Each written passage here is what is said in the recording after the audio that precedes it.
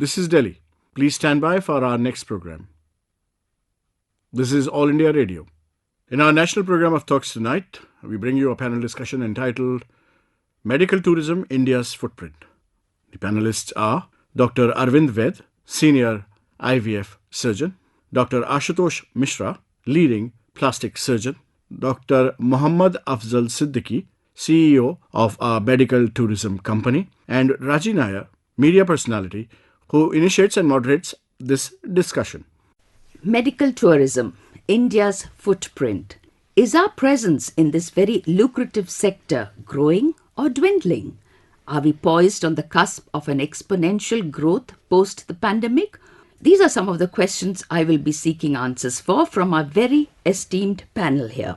We have Dr. Arvind Vaid, leading IVF specialist, Dr. Ashutosh Misra, well-known plastic surgeon, Dr. Mohammad Afzal Siddiqui, CEO of a medical tourism company. A very warm welcome to the studios of All India Radio. Let me begin by asking Dr. Vaid, what are the advantages people have when choosing a destination like India for medical treatment? And on an average, how many patients come to India for IVF?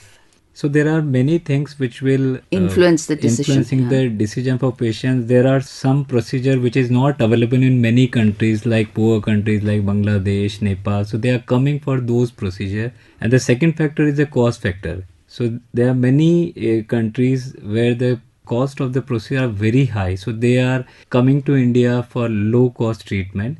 Third thing, there are many procedure which is like not coming, the law is not feasible, like in Middle East, like people, the law is not allowing medical termination of pregnancy for unwanted pregnancy. So people are coming for small procedure. So these are the main areas. The most of the patients, they are coming from our neighbor country like Bangladesh, Nepal, Nigeria. And many patients who are staying, the NRIs, they are coming for IVF. So maybe we can say we are dealing almost 5% of patients, those coming to India for these treatment. So when they choose India, is it the cost factor, the availability of the procedure, and anything else that would bring them to our shores? Basically, I can proudly say that we are like very good in our profession. We have all facility, all standard we are following. So that is the main thing they are coming to us. And of course, we are cost friendly as well. That is why they are coming. You did mention where most of these arrivals are from, our neighboring countries and Nigeria. What kind of savings do the patients hope to achieve when they decide to travel overseas for treatment? Like, what kind of percentage would you say? So, broadly, if you compare with the US and UK, the treatment cost is 1/10 of, in India. So it's very cheap for them. Even if it includes maybe travel expense, staying, then also it is cheaper for them at not compromising the procedure quality. Dr. Mishra, in your field for plastic surgery, do they come mostly for cosmetic reasons or are they victims of accidents? When we are talking about medical tourism, we can divide it into certain steps: wellness tourism and medical tourism. Right. So when we are talking about some accidents and all, then that is medical tourism, yes. But for plastic surgery, it would be? Yes. So plastic surgery, again, trauma plastic surgeries, we get patients from, say, Afghanistan, Iran, Iraq, and these are those patients which have some war injuries or something like that. Now coming to wellness tourism, yes, in India, we get a lot of wellness tourism patients, especially for cosmetic surgeries, wellness treatment as in yoga, Ayurvedic treatments. Yeah, that is there, of course, again, yes. So most common... But in your field, for both, for cosmetic as yes, well as accident victims come to you. Yes. How do healthcare organizations, government and private, get internationally recognized? And once recognized, how do they stay visible, Dr. Afzal? India is booming in wellness tourism. According to the media report, it's a $2 billion US. Especially for post-pandemic, before Corona, before COVID-19, many people are coming to Kerala for their wellness. After that, we have seen that they are coming for preventive checkups as well as curable purpose. In India, if we say that they are mostly coming to Kerala. In global scenario, they are going for Malaysia, Thailand. China is very good. They have CTM, Chinese traditional medicines. Thanks to our government, they are spending too much efforts to promote India as a wellness under the Ayush. How do healthcare organizations government or private, get recognized? You have to have some kind of accreditation. Only a few years back, NABH, National Accreditation Board for Healthcare Service Providers, they have started to accredit us. Earlier, there is no government body or no institutions who recognize this. Basically, there is a conflict of interest between the corporate hospital and the other parts, it's MVTs. So yes, we are getting recognition day by day from That the is, you're talking about your kind of organizations. Yes. So what about hospitals? No, actually, what the main problem is, majorly corporate hospital they have investors, they have a lot of budget, they are investing in them. They are promoting their brand. So both the panelists, esteemed panelists agreed with, they have a budget, they are spending on that. But as a medical value travel or medical tourism company, we don't promote any one group. We just promote India as a medical tourism destination. So come to India, go anywhere as you like. Either you go big corporate hospital, mid-level corporate hospital, but of course they should be either JCI accredited or at least NABH accredited. So hospital are thinking, okay, if they are not promoting us, it means there is a conflict of interest. Why rely on you or spend on you? So there is. But thanks NABH or Government of India, they are recognizing us, giving accreditation. No, so what is your Basically, opinion? there is no as such recognition which is needed. What I personally, that is you are asking for. So there is no as such recognition, especially for medical tourism, is needed. That's what we are actually lacking. Yeah. Now, this in medical tourism, what Dr. Siddiqui said, we need kind of organization which Dr. Siddiqui has started. We need that these kind of organizations should be accredited by our government. Because in this field, most of the facilitators are unrecognized. And when they are unrecognized, they don't have any association, they don't have any rules, sort of rules to play. That promotes quackery, which is bad. And that I would say, Dr. Siddiqui has started something which now his organization is NABH, that means certified by government, which creates trust in people of foreign origin who wants to come to India. Because they need some trust. Why are they going to India? So this is very important. And our government should get this sector organized so that they get best treatment. Yeah, okay. Yes. Dr. Mahesh Sharma, former Ministry of Tourism, they created a board, Medical and Wellness Tourism Board, and created this medical value travel or medical tourism under niche of this, under the Ministry of Tourism. But still it's not working. So need to more actively work and recognize this sector as well. Okay, so now that we're talking about what the government has done, tell me what else have they done? Like, for example, the e-visa to promote medical tourism. Can you talk a little more about that, the various other things that they've done? Yes, they started e-visa, but we have a very wonderful campaign, tourism campaign. It's called Incredible India. But we don't have any campaign to promote medical tourism globally. Individually, we have a started campaign as Beautiful Eye, Beautiful India. So come to India for the cataract surgery, come to India for a LASIK surgery. Of course, as a medical tourism company, we have limitations. If Government of India start to promote India as a medical as campaign in those countries, see, there is a myth. My esteemed panelists mentioned that people traveling to India all across the world. This is myth. The classic example, medical tourism, the classic example of go global, think local. See, patients coming to Kolkata and Chennai, basically coming mostly from Kolkata, from Bangladesh. Patients coming to Mumbai, mostly coming from UAE, Oman and Saudi Arabia. Patients coming from Afghanistan, Iraq, CIS to Delhi, because these are the neighboring countries. Okay, so not when we make a plan accordingly, so not think, okay, only UK or US or the far countries come to India. Basically, the neighboring countries relying on us better than the other European countries. Dr. Vaid, what are the more popular treatments for which people flock to India? Are there restrictions on certain medical procedures, and if you can elaborate on that, what is allowed and what's not? Like in my field, the surrogacy for international patients is completely banned by government. So otherwise, all other procedure they are coming for treatment, and they are allowed to come and get treatment from India. But don't you think if we do allow surrogacy, that will also really increase the revenue? Because so many people must be wanting. Basically, the idea is the basis of to restrict this, that many women, there was a form of exploitation. The That's government true. think that Yes, is why. yes, So yeah. if we form some law or some guideline, if it's really indicated they are not coming for just a luxury, it is one field which needs to be Really? reevaluated, or maybe the law has to be. This is my Re-looked personal, at, yes. re-looked into it. Right, Yes. yeah. Oh, Dr. Mishra, what are some of the major cities or medical hubs that have mushroomed and grown over the last few years for medical tourism? So in India, mostly it is Mumbai, Delhi, Bangalore, Chennai, and Kolkata. So these are the cities which have developed for Very well. medical. And I believe Chennai is known as the healthcare capital of India. What has happened is, like, medical tourism also depends upon our people who are abroad. So most of the time, our people who are abroad. So say from Middle East, when we are talking about Middle East and even some African countries, a lot of people from of South Indian India, origin. Indian Okay. origin are from Kerala, So that's Andhra how Pradesh. That's how the numbers are huge. the numbers are huge. So like in Delhi, we get a lot of medical tourism from people from Canada and US. Yes. North Indians who've Yeah, gone there. exactly. So Yeah. that is how these things are being promoted.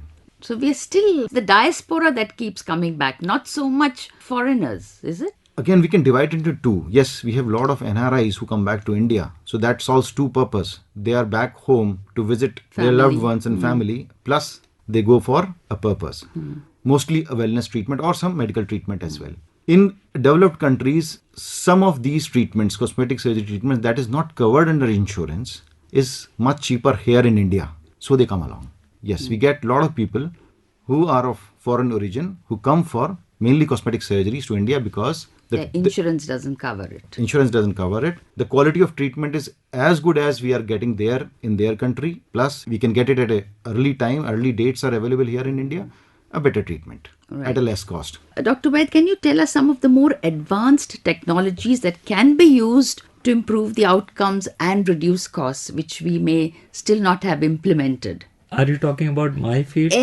Or you could tell us about your field, yes? If I elaborate about the medical system of Delhi also, in last 10 years, so many corporate hospitals have come. So there is definitely developing many good, big corporate hospital. Even like earlier, there were only one AIMS in India. Now we have lot many AIMS. So both government and private sector, they are flourishing and they are good in equipment, in technology. And we all are are using the updated. best of methods. Best. Today, medical tourism is known by the acronym MVT, where V stands for value add. Now, medical tourism has evolved far and beyond just visiting a country for an important surgery. What is the value add that people are looking for when they come to India, Mr. Afzal? So there are too many value added services, basically Indian medical sectors introducing or giving to the patients, international patients, state of art infrastructures. We have all latest equipments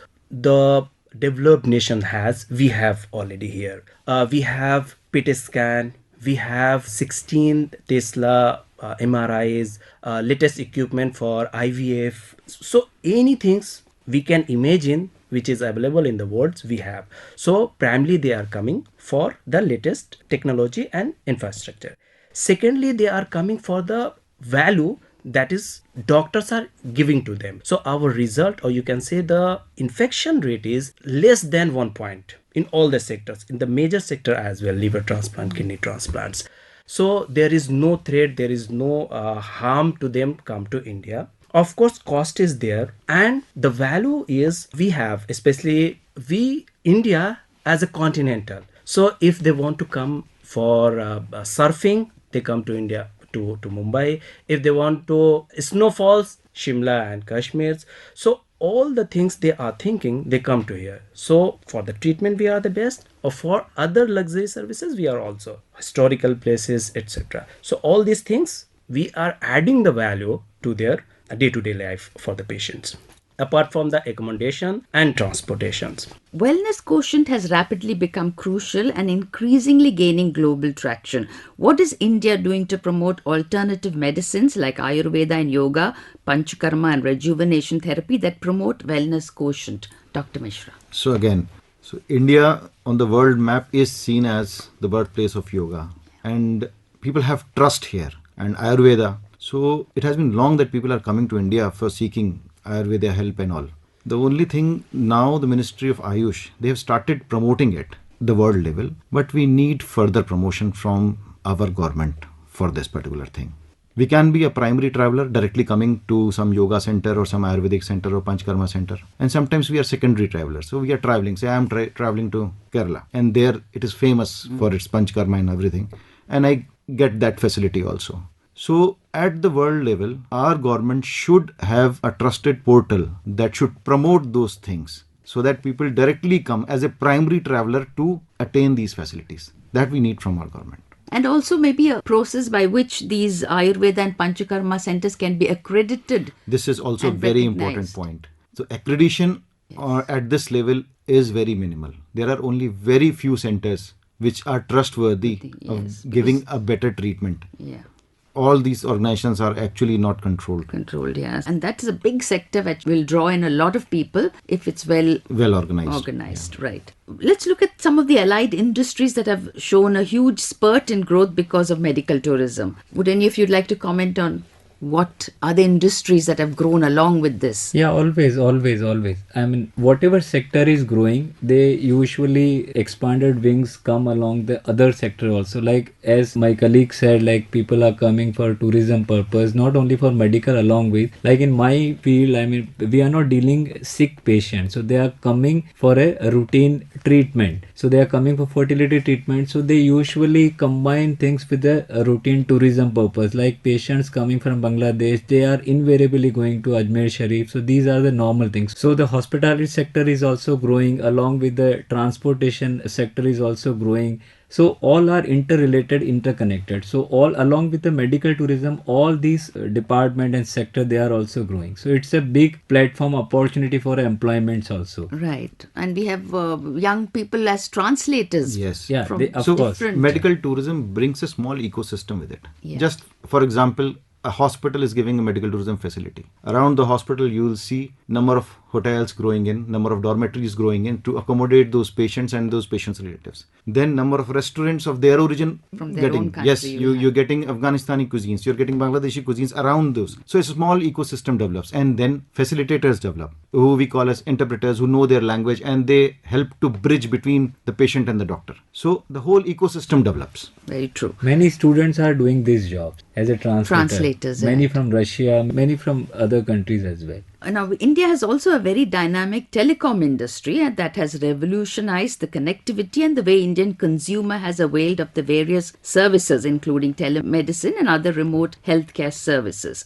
Has India been able to offer better and more effective interaction of virtual and remote care options, especially during this pandemic when people have not been able to travel? Yes, of course. So most our consultations were like a video consults. What But happens is, how does plastic surgery work with video? example again, let us talk about, say, a hair transplant. Anybody who wants to get a hair transplant done and he's sitting in Canada, he gets a video consults with me, showing his pictures and talking one to one. Again, same is with cosmetic surgery industry. So we need not directly see the patient. Now coming on to the trauma, the facilitator out there somewhere in Nigeria who is sitting there, their doctor communicate with us. The doctors come up with the problem. They send us all the reports of the patient, all investigations relevant, MRIs, CT scans and all. So it's just a consult. Yes, it's a consult. So Okay. in that consult, we can decide whether that guy will get benefit coming to this place or that particular thing can be managed there itself. So that consult is very important because if a patient lands up here, You find you can't do much. it's not what his expectation was. So his expectation was, and if he can deliver his expectation, then only it's for him to come here. Right. So that is very important. That telemedicine has become a very important part in us. Dr. Vaid? So basically decrease 1 or 2 visits maybe. They can plan, they can decide whether they want to come or not. And one very important thing we have not discussed is language. I mean, we are fluent in English, all medical professions they are using this language, and English is a global language. So basically this is very helpful when you are doing telemedication. There is no need for any translator. So but yes, of course, the countries like Afghanistan, Russia, they may need translators. So telemedicine, if you are doing 1-to-1, the language barrier which is not there with us, so this is one very big advantage. In our case, what we have benefited by telemedicine, mostly when patient return back to their own country and there is some complications over there, or they have given a set of medicines and they want to adjust the dose and adjust or change the medicines, they are not beneficial for them. So we connect with a doctor and the patient through the telemedicine or any other sort of internet like WhatsApp. WhatsApp is easy. So post-op care is easy in our cases. Secondly, due to this connectivity, we have started a lot of campaigns aggressively, like live sessions.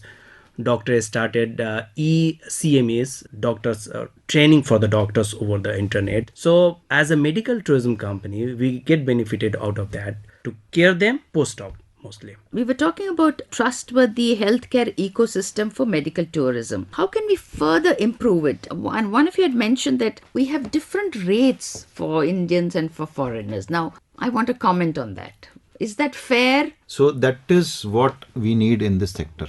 An organization, an association of all the facilitators, so that this disparity should go.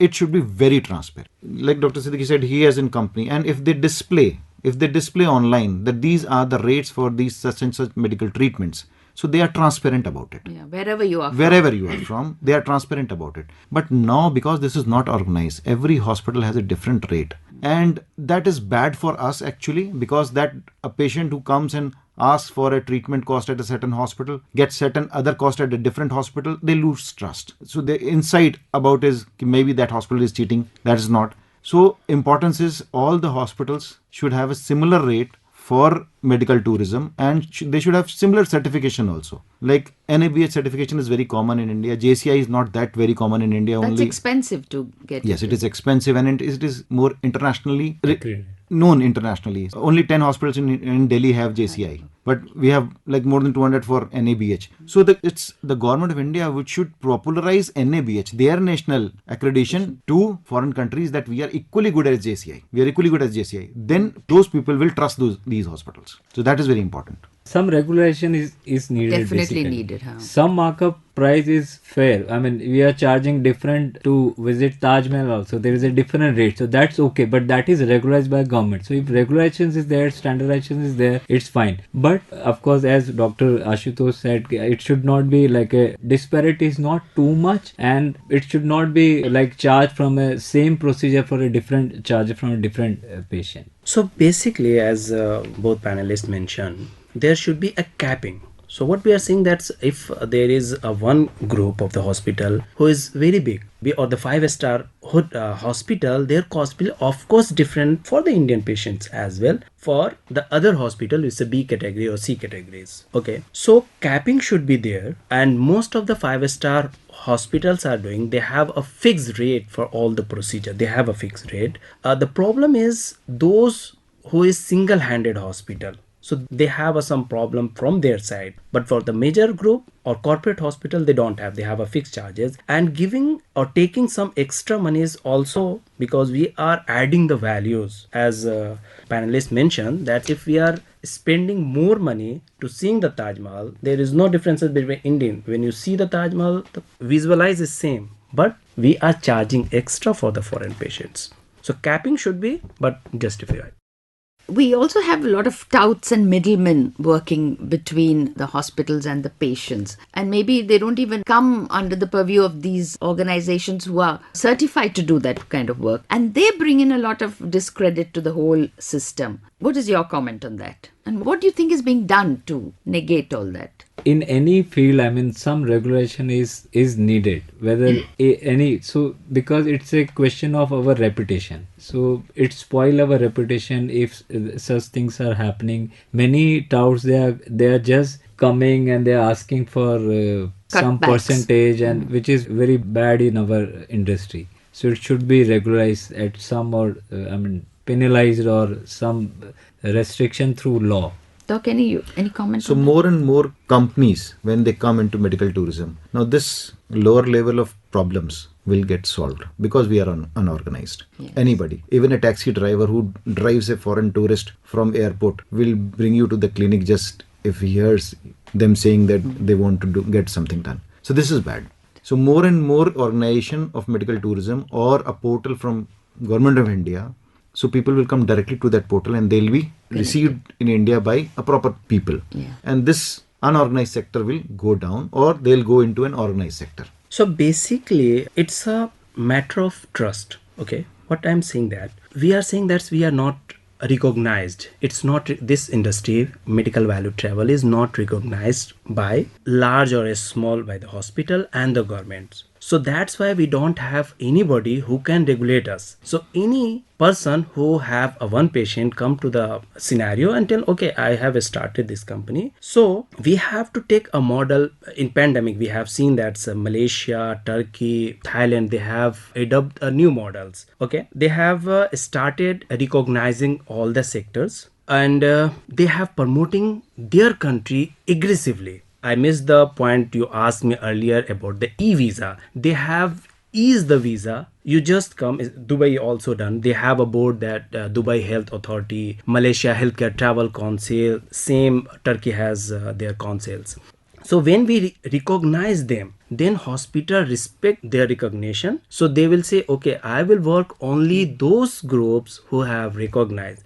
But now it's missing. Anybody come and say the hospital, we have the business. Will you start with us? Okay, bring the patients. So first of all, the hospital side, they have set their criteria, and the second part, the medical value travel, also set their criteria. The first thing. Second thing, the new players, we have to train them. Okay, you can't stop the float. Okay, you just come to the market. So we train them, come, but you have some moral and ethical values. You should follow them. You get a one patient and you take all your money back. Okay, so these are the moral and ethical values, follow them. So from both the sides, we'll grow together. Okay, so one question, Dr. Afzal. How do you get into the game? Do the patients contact you directly? Okay. Or are you in touch with hospitals abroad? So basically, we are spending a lot of money on marketing. Okay, so there is online marketing, offline marketing. We have an info center from the hospital side and from our side also. We educate them that, okay, we have a 99.9% success rate. Come to India. Anywhere you want, you go. So when we promote our branding and we market ourselves, then you contact us and then we will nurture them and they will come to India. So these are the total ecosystems. So in conclusion, I think we can safely say that a nation like India has so much to offer to global citizens, not just by way of our highly qualified and trained medical professionals and world-class hospitals, but also definitely through the wellness quotient. The global population is steering towards a preventive and holistic lifestyle, and this is an added draw to India. Thank you, gentlemen. This discussion was indeed very insightful. Thank you so much. In our national program of talks tonight, you were listening to our panel discussion entitled Medical Tourism, India's Footprint. The panelists were Dr. Arvind Vaid, Senior IVF Surgeon, Dr. Ashutosh Misra, Leading Plastic Surgeon, Dr. Muhammad Afzal Siddiqui, CEO of our medical tourism company, and Raji Nair, who initiated and moderated this panel discussion. Produced and presented by Naveen K. Gupta of All India Radio Delhi. This program came to you from the Delhi station of All India Radio.